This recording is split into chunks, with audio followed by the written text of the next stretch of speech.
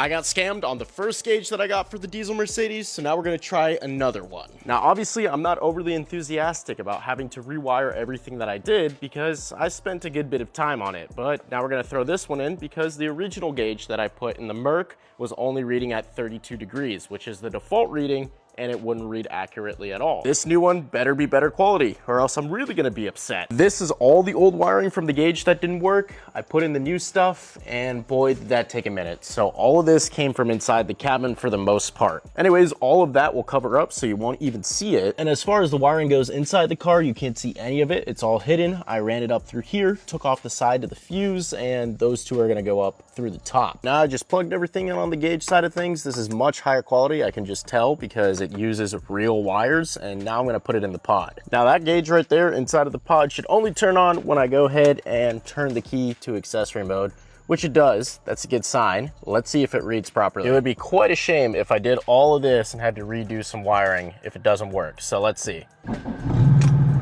Seems to be good thus far. The old one was reading 32 and wouldn't move up past 32, so that's when I knew something was off. Well, I'm gonna put everything back on. It started randomly pouring. I can't say that I'm surprised. Come on now.